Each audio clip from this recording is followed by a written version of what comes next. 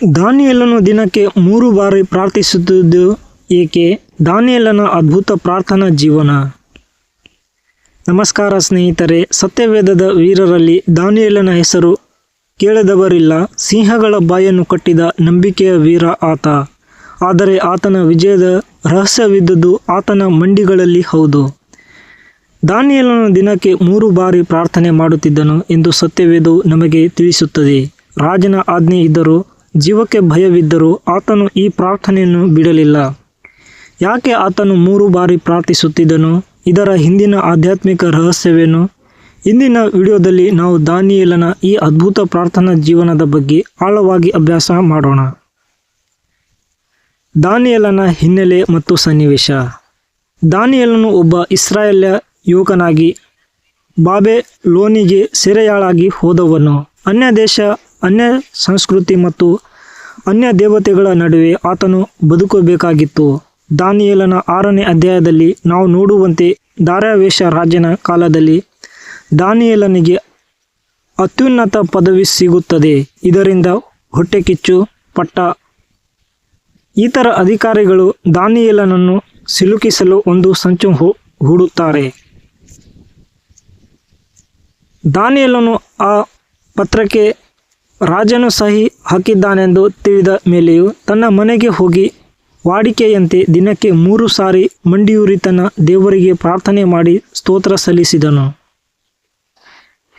ಯಾಕೆ ದಿನಕ್ಕೆ 3 ಬಾರಿ ಪ್ರಾರ್ಥಿಸುತ್ತಿದ್ದನು ದಾನಿಯೇಲನು? ಬಾಬಿಲೋನಿನ ರಾಜಕೀಯ ಮತ್ತು ಪ್ರಾಪಂಚಿಕ ಒತ್ತಡಗಳ ನಡುವೆ ದೇವರೊಂದಿಗಿನ ಸಂಬಂಧವನ್ನು ಕಳೆದುಕೊಳ್ಳಬಾರದೆಂಬುದು ದಾನಿಯೇಲನ ಮುಖ್ಯ ಉದ್ದೇಶವಾಗಿತ್ತು. ಬೆಳಗ್ಗೆ, ಮಧ್ಯಾಹ್ನ ಮತ್ತು ಸಾಯಂಕಾಲ ಹೀಗೆ ದಿನದ ಪ್ರಮುಖ ಹಂತಗಳಲ್ಲಿ ದೇವರ ಸಮ್ಮುಖಕ್ಕೆ ಬರುವುದು ಆತನಿಗೆ ಶಕ್ತಿಯನ್ನು ನೀಡುತ್ತಿತ್ತು. ಇಸ್ರಾಯೇಲ್ಯರಲ್ಲಿ 3 ಹೊತ್ತು ಪ್ರಾರ್ಥಿಸುವ ಸಂಪ್ರದಾಯವಿತ್ತು. ಕೀರ್ತನೆ 55:17ರಲ್ಲಿ ದಾವೀದನು ಹೀಗೆ ಹೇಳುತ್ತಾನೆ: ಸಾಯಂಕಾಲದಲ್ಲಿಯೂ ಉದಯದಲ್ಲಿಯೂ ಮಧ್ಯಾಹ್ನದಲ್ಲಿಯೂ ನಾನು ಮೊರೆಯಿಡುವೆನು. ದಾನಿಯೇಲನು ತನ್ನ ದೇಶದಿಂದ ದೂರವಿದ್ದರೂ ತನ್ನ ದೇವರಿಗೆ ಸಲ್ಲಬೇಕಾದ ಭಕ್ತಿಯನ್ನು ಮಾತ್ರ ಮರೆಯಲಿಲ್ಲ. ಯೆರೂಸಲೇಮಿನ ಕಡೆಗೆ ಮುಖ ಮಾಡಿ ಪ್ರಾರ್ಥಿಸುವುದು. ದಾನಿಯೇಲನು ಯೆರೂಸಲೇಮಿನ ಕಡೆಗೆ ಕಿಟಕಿ ತೆರೆದು ಪ್ರಾರ್ಥಿಸುತ್ತಿದ್ದನು. ಇದು ಕೇವಲ ಒಂದು ದಿಕ್ಕಲ್ಲ, ಇದು ದೇವರ ವಾಗ್ದಾನದ ಮೇಲಿನ ನಂಬಿಕೆ.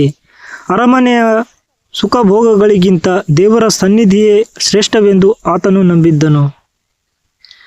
ವಿರೋಧದ ನಡುವೆಯೂ ಪ್ರಾರ್ಥನೆ. ರಾಜನು ಹೊರಡಿಸಿದ ಆಜ್ಞೆಯ ಪ್ರಕಾರ 30 ದಿನಗಳ ಕಾಲ ರಾಜನನ್ನಲ್ಲದೆ ಬೇರೆ ಯಾವ ದೇವರನ್ನಾಗಲಿ ಮನುಷ್ಯನನ್ನಾಗಲಿ ಪ್ರಾರ್ಥಿಸುವಂತಿರಲಿಲ್ಲ. ಪ್ರಾರ್ಥಿಸಿದರೆ ಸಿಂಹಗಳ ಗುಂಡಿಗೆ ಹಾಕಲಾಗುತ್ತಿತ್ತು. ಇಲ್ಲಿ ದಾನಿಯೇಲನಿಗೆ 2 ಆಯ್ಕೆಗಳಿದ್ದವು. 1.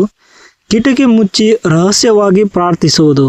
2. 30 ದಿನಗಳ ಕಾಲ ಪ್ರಾರ್ಥನೆಯನ್ನು ನಿಲ್ಲಿಸುವುದು. ಆದರೆ ದಾನಿಯೇಲನು ಯಾವುದನ್ನು ಮಾಡಲಿಲ್ಲ. ಆತನು ಎಂದಿನಂತೆ ಕಿಟಕಿ ತೆರೆದು ಪ್ರಾರ್ಥಿಸುತ್ತಿದ್ದನು. ಯಾಕೆಂದರೆ ಆತನಿಗೆ ಮನುಷ್ಯರ ಆಜ್ಞೆಗಿಂತ ದೇವರ ಸಮ್ಮುಖವೇ ಮುಖ್ಯವಾಗಿತ್ತು. ಆತನ ಪ್ರಾರ್ಥನೆ ಕೇವಲ ಒಂದು ಸಂಪ್ರದಾಯವಾಗಿರಲಿಲ್ಲ, ಅದು ಆತನ ಉಸಿರಾಗಿತ್ತು. ದಾನಿಯೇಲನ ಪ್ರಾರ್ಥನೆಯ ಫಲ. ನಾವು ಕಥೆಯ ಮುಂದಿನ ಭಾಗವನ್ನು ಬಲ್ಲೆವು. ದಾನಿಯೇಲನನ್ನು ಸಿಂಹಗಳ ಗುಂಡಿಗೆ ಹಾಕಲಾಯಿತು. ಆದರೆ ಆ 3 ಬಾರಿಯ ಪ್ರಾರ್ಥನೆಯು ಆತನನ್ನು ಕೈಬಿಡಲಿಲ್ಲ. ದೇವದೂತನು ಬಂದು ಸಿಂಹಗಳ ಬಾಯನ್ನು ಕಟ್ಟಿದನು.